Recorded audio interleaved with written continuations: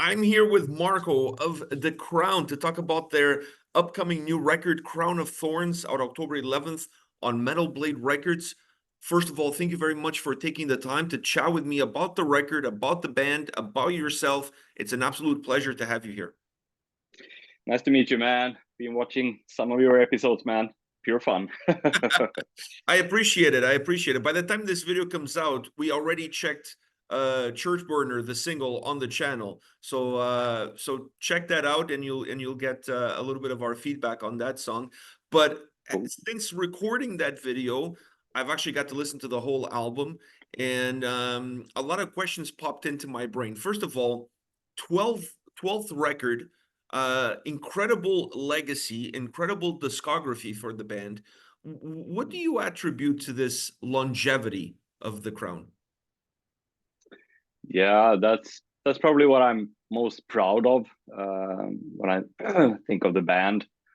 And there's still this very strong will, to push it forward and try to do in our own bubble sort of new ways of doing things, and not only album wise but also show wise, visiting countries you never played in, and I mean, stuff like that inspire us. And I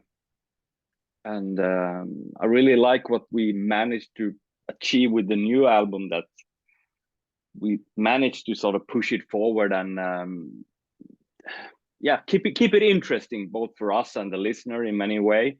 I think that if you look back at Cobra Speed Venom and Royal Destroyer, they're quite similar albums. Not that there's anything wrong with it, but for me, it's like sibling albums in many ways. And we just felt that we need to sort of cut it and try to do something new, something fresh. And we had some new members in the band as well. So there was a lot of decisions we made intentionally to keep it fresh, and I think a mindset like that keeps you going on. When you still manage to challenge yourself and the band and all of that, so keeping it interesting and fun, of course. God damn it. So yeah, and for me, listening to I'm going to piggyback off of what you're saying in terms of cutting a little bit with the past and trying to make things fresh. I'm going to give you my quick take on how I felt towards the sound of this album, and I want to hear your feedback on that and how you yeah, feel towards the sound. Listen to this record. I thought you guys created an album that had the melodic death metal sound of the Swedish scene from back in the day, with a little bit more modern production, but with a little bit more of a narrow field in terms of how heavy death metal normally sounds. So it's kind of like this hybrid between traditional death metal, old school Swedish melodic death metal, and then with a modern touch. That was my yeah, take. yeah. I can agree with that. It's once again this big part of our own sort of existing bubble where we're in. It will always be in a certain way, because I think that a lot of that huge death metal impact or death metal explosion that happened in 1990, and I don't know, 10 years forward from there, it has a huge impact on us. And you simply just can't erase that part from the DNA, or how you think and what you appreciate and like. And I guess I'm the one to blame for the melodies in the band. I've always been have a soft spot for melodies, and in the past, me and Magnus usually wrote 50-50 of the music. His style was more, less melodic, and I did the melodic thing. And now when Magnus is no longer in the band, it's quite obvious that since I became the sort of main songwriter, the melodies it's quite a lot of melodies. But I agree with that. That's also where we sort of started to connect the dots in the end, because I really wanted to touch a bit on where we were in the mid 90s with the Swedish melodic things, and that's also where the idea to the album title came, because we were called Crown of Thorns back in the days, and also to connect it with the artwork. The artwork is actually a bridge from our hometown in Trollhättan, Sweden. So it's kind of a bit of a full circle in a way, and I can hear that musically as well. But yeah, so sort of embracing the past, but not trying to repeat yourself. I think that's the main challenge here. Yeah, and I think you guys achieved it. You guys were able to recreate a piece of the past, but still Yeah, keep your eyes in the future and in terms of how death metal sounds now and melodic death yeah, metal sounds now. So I thought you guys yeah, did, I don't know how you were able to manage it, but you were able to create an album that has a very concise and balanced experience with this ability to go from the past into the present. I also yeah, noticed that you guys named the album Crown of Thorns, and the band before 1998 was Crown of Thorns. yeah. Is this almost like a self-titled record from that point of view? Yeah, it is. I mean, we all know that every good band needs a self-titled album at some point, and we managed to do it in our own way. So because the Crown of Thorns thing is that's how it started, and I know that we've been discussing for like, I don't know, 15, 20 years that why don't we even have a song called Crown of Thorns? I mean, we should have it at least, you know, something to connect to the past. And years go by, and now, you know, with the whole artwork and the idea, and you know, it just made sense. Yeah, let's fucking name it Crown of Thorns, and those who know, they know. And you know, so it felt the right time. And then on the other hand, I keep hearing from people, oh, this is a warning sign that this is your last album since it's a self-titled. You know, a lot of bands close their chapter with a self-titled album. So but yeah, I hope I not. think this yeah, I hope not either. Let's see how I things hope not. roll. The Yeah, album sounds phenomenal. We need more of it.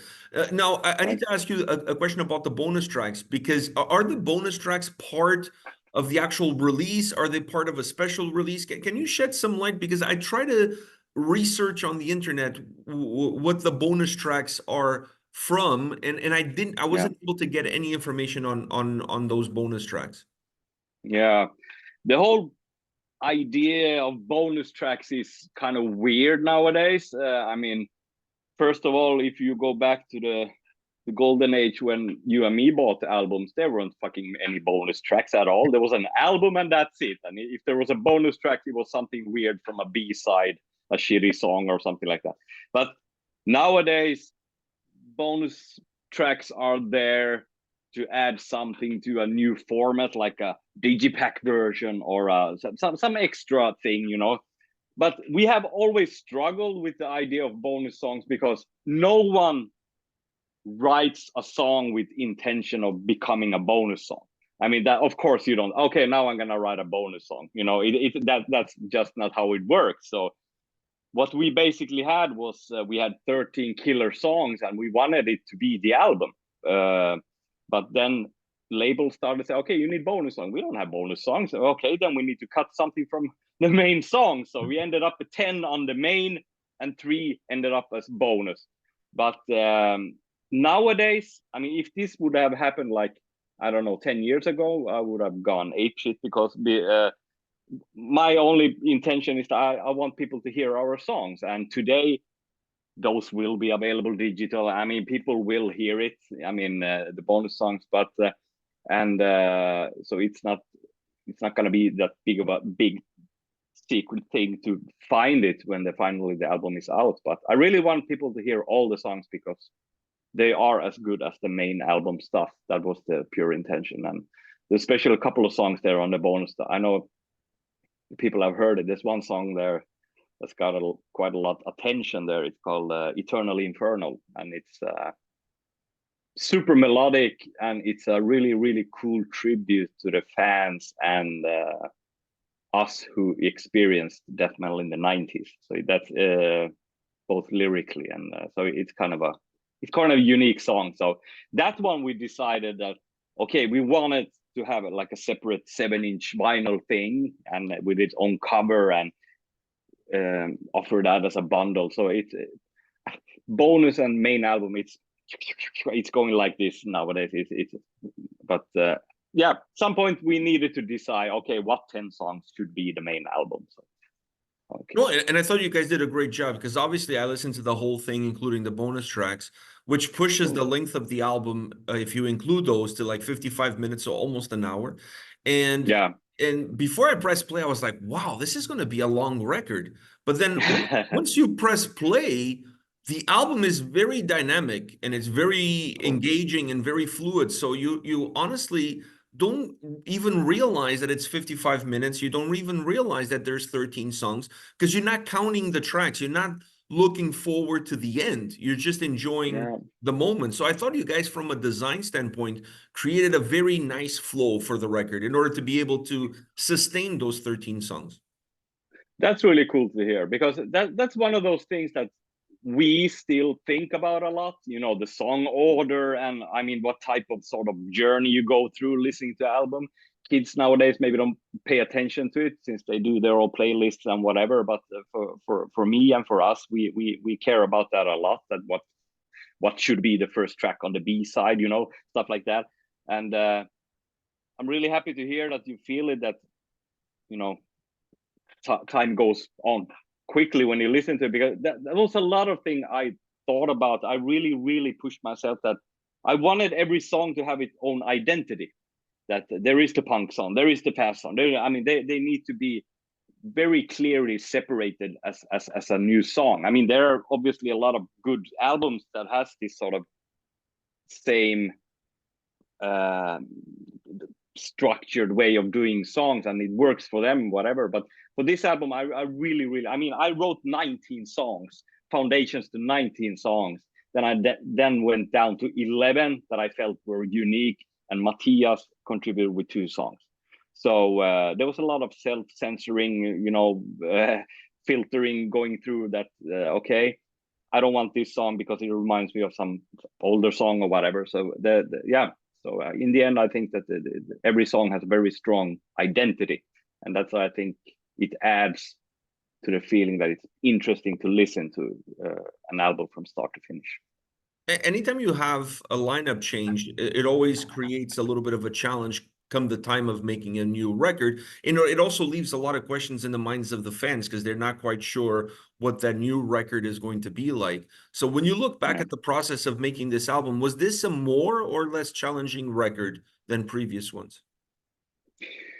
Well, it was more challenging in the way that, as I mentioned, I used to write 50-50 with Magnus. So when I had 5-6 songs, my work was done, you know. But now I had to. That was only halfway through now, so I had to sort of basically write the whole album, and so that part was challenging. But work-wise, it's still the same. How we sort of attack songs, and you know, we're one of those bands that still rehearse. You know, we tried years back that, you know, sending files to each other and, yeah, let's meet in a studio, but that doesn't create good albums for us. We want to rehearse and, you know, tweak things and, you know, really work on the arrangements in a real close space with everybody. So that works for us. So in many ways it is the same, and obviously every new member contributes with something. Cool thing with Matthias, our new bass player, his background is more from the punkish crust scene, you know, and we're no strangers to that. We've been, you know, sniffing in that area as well, you know, in the past with songs like Iron Crown or whatever. And so that's pretty cool. And Michael's contribution, I think, is pretty amazing for the drum part on this album, because we go way back. We used to hang out, you know, in our early 15, 16 years old, drinking beer and having fun. And usually he also played in a band called Impious. They were on Metal Blade Records as well. So we go way back.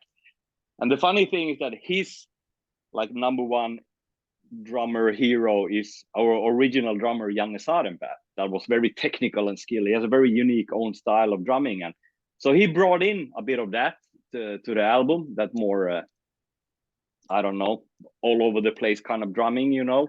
Mm-hmm. And also he came up, actually he brought up the one thing that we haven't really thought of, because ever since Possess 13 we tuned down our guitars to C. For some reason we thought it would be create something extra death metal into it. But in reality, I mean, we have songs like Motor Death. I mean, it's quite thrashy, and we were still in C. So for this album, he's like, why the hell have you tuned down? I mean, your first 4 albums were in E. And I started to think about, like, yeah, why the hell are we tuning down? I mean, we are not this super heavy death metal band. We're more thrashier, melodic, or whatever. And so we tuned up the guitars on this album, and it also adds something, a bit more energy and a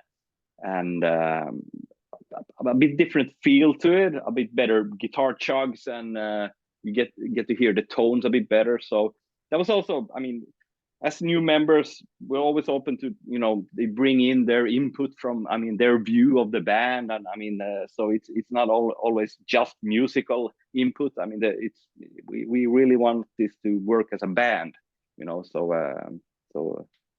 we have 1/5 voice, all of us in the band. So Everybody has a vote. It's a pure democracy. Oh, we try, but we do fight, but we try. You mentioned that you're a very melodic guy. So is the melodies your starting point when it comes to writing a song? Usually, yes, in a way. Many times I start with writing what becomes like the chorus or the core of the song. If I come up with something I really think, oh, this is cool, this is some cool melody that I haven't really done before or something, then I can easily take that part as a foundation to a song and then work around it. And or sometimes when I fed up with myself about the melodies, I do something super simple like Agitator on the album. It's like there's basically one note and there's no drum fills, and it's so super simple. And so sometimes I get a counter reaction to myself when I become a bit too melodic. So, but yeah, usually I love sweet, somber, melancholic melodies. So do I. And there's a great one in Martyrian. I think that's how you pronounce the song. My favorite track on the album, my favorite, hands down, my favorite song on the album, when I was listening to the record and that song hits, that chorus of that track, the melody and the chorus of that track is out of this world. It's just incredible.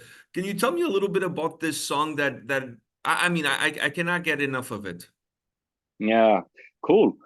That was one of the songs I had in the pile of 19 songs, and why I really wanted to include it because I think it had a bit of that punk element to it, the D-beat thing.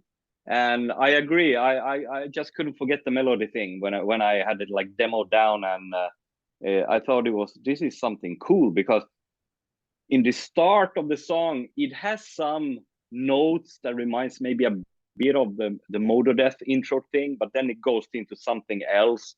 But yeah, it stuck with me, and that's always a good sign that, you know, there's like this old saying from this Swedish legendary guy Don Swanner, that if you can't remember a riff, it wasn't good enough. And in a sense, it makes sense, you know. If you forget something, I mean, maybe it wasn't good enough. But this was one of those things that just got stuck in my head, and we needed to complete it to a song, basically. And I find the guitar sound all around on this album is definitely one of the cornerstones. It's like a huge pillar of what the record is all about. Do you see the guitar sound always to be the main focal point, the main pillar of what the Crown's sound is and will be? In a way, yes. The cool thing is that the guitars sound massive on this album, but it's only 2 guitars. We've always doubled guitars, but this is the first time since I work with audio myself, I mix albums to other bands, I've sort of realized that today you don't need to double up the guitars because there's other tricks you can do. And when you only have 2 guitars, you make sure they're tight, you have them loud, it sounds super, super tight and massive. So, but for me, a lot of the Crown sound, I know we did a lot of adjustments in the mix, but I always like loud drums and loud vocals. I'm a sucker for drums, and vocals, I know also when I do mix other bands, I really like the vocals to be up here. And I think that is something that started ever since I heard Morbid Angels Blessed Are the Sick album or something. All of a sudden the vocals were up here, and I mean Johan has a great voice, he articulates well, and I really wanted to be here in your face, you know. And but guitars, of course, super important in metal, but I do love them drums, man. It's I think that one of the first mixes, the drums were way too loud, but I didn't mind it, but some people did. No, I honestly, I really enjoy the mix and the production on this record because, like I said, I thought it was Yeah, able to capture the essence of that old school Swedish melodic death metal scene, but not necessarily yeah, sound like a record that was done in 1992. Do you know what I mean? Like the production felt a little bit more yeah, modern. And having the vocals up front, I think it works really well because then it allows the volume and the heaviness of the sound in the background to be a yeah, little bit bigger as well. yeah. And I also think like the production wise, when we thought about this new album, the we decided that I record the album, but I wasn't interested in doing the final mix. I could have done it. I'm sure it would have turned out differently, necessarily not better or worse, but differently. But we decided on Jonas Kjellgren to do the mixing because I've listened to a lot of his audio stuff, and if I just focus on the audio part, I mean, you can say whatever you like about a band like Sabaton, or it's not really my cup of tea, but audio-wise, it's brilliant. I mean, the mixing, balancing, and how he works, and that's really good. So he did the mixing, and I think he's amazing because he's an old fan of the band. I mean, we have discussed years ago that he should be involved in this, and because he has the same mindset as we do, because I'm a bit allergic to nowadays productions, because especially when you work with audio that much and I get to mix other albums, I hear that they have used the amp simulator, the flavor of the month, and the drum samples. I mean, it's very, very, you know, it's so typical sounding what everybody else are doing. So actually for this album, it's like there's no amp simulators, and the drums are real drums. There's no sort of replacing and whatever going on there. And I think that, like, if you go back in the days and listen to whatever 5 first Metallica albums, they sound different because they have different gear. They are in different rooms for every album. But nowadays, it doesn't matter where you record, whatever you do, because you replace everything and you simulate everything. They sound the same anyway.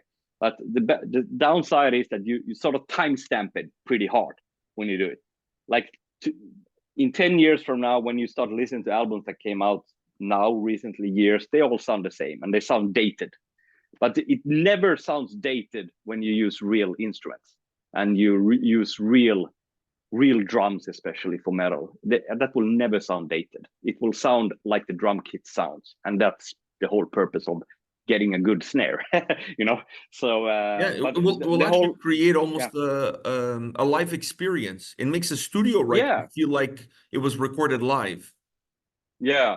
And I mean, if we go back like 1 year when we started discussing this album, an idea that came up was like, fuck it, let's rehearse these songs so we nail them. We go into the studio, and within 1 hour, drums, guitars, and bass should be recorded. So that was like how we wanted to prepare for this. Like, let's fucking execute it like we do, because then blah blah blah things happen. But in the end, what you hear on the album, it is drums, 2 guitars, bass, obviously some melody overdubs or whatever. And so, but so the foundation there is pretty live. So I like that, because that is something. It also challenges us in many ways, because I mean, it's easier than nowadays to cheat in the studio. I mean, to fake things, to make everything super tight, fucking edit everything, kill all the life in it, and what it's the easiest thing ever to do. Even a kid can do it nowadays. Just grid everything. That doesn't create a good sounding album, in my opinion. It something else happens in that whole production and experience when you listen to it, when everything is quantized. But I mean, we have never Supposed to be aimed to synthetic. do. Yeah, it is. I mean, why the hell go through that trouble when you should instead just be home and program the drums instead. Why even mic it up when in the end you're interested in, you know, editing and gridding everything instead? So, but we are not about that, and I really like that we try to capture what is actually happening and the performance wise and stuff like that. There are fuck ups here and there. I hear it in almost every song, but it's the fuck up is on that level that no one gives a shit. So it just adds something to the song. So because I've never been about, you know, when I track my guitars, I mostly track a rhythm guitar from start to finish a song, and that's it. Maybe I go in and punch something if it was an obvious fuck up, but I never go in and solo listen to, could you hear the string were squeaking there? So I mean, none of that. I mean, if it feels good, sounds good, then it's good. That's how simple it is in my world. So, and I think in the end it adds something special to it. Yeah, it adds a different kind of flavor and texture to the sound and to the music for sure. It adds character and soul of those that have created it as well. I got one last question for you. We've talked about that old school Swedish melodic death metal scene that really started in the early 90s and is still going strong. What do you attribute to that? What do you attribute to that scene that blossomed in the early 90s?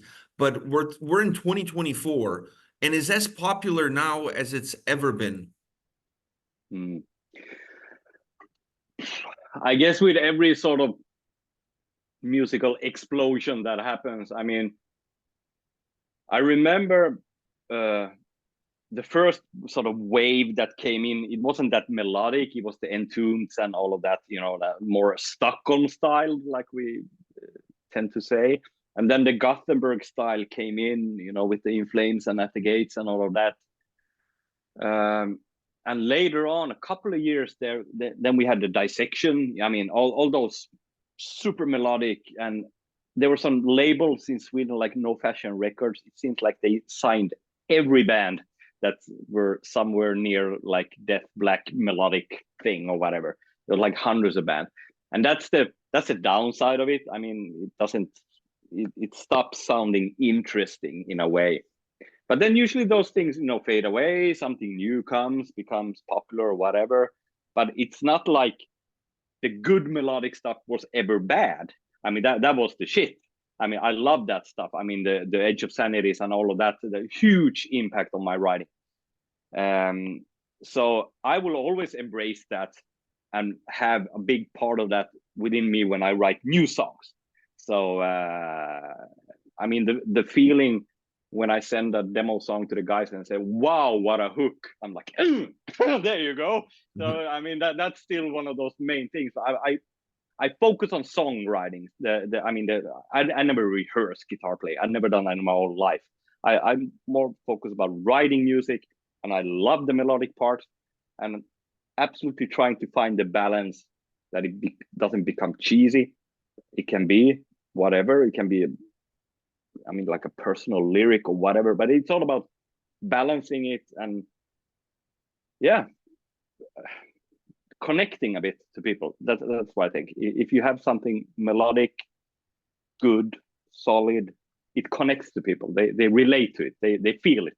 And I would say that's probably the best feelings ever when people say to me, oh, that song, man, I feel it. It's like, oh, my BFF. Yeah, it pulls at your heartstrings, just like Martyrian does to me. Cool. That really song gives me like the goosebumps, and I get the chills in the back of my neck when I hear that track, especially that chorus. That chorus is just like, it's just it's just the shit. That chorus is so good, both musically and vocally. That chorus is just like it nails it. It nails it. It's just unreal. Like I said, my favorite song on the album, not to downplay the rest of the record, but that song, it was just the one for me, like the one that spoke to me the most. But it's a great sounding record. You have a phenomenal album on your hands. Marko, thank you very much for your time today. I really appreciate it. Thank you, man. Thank you.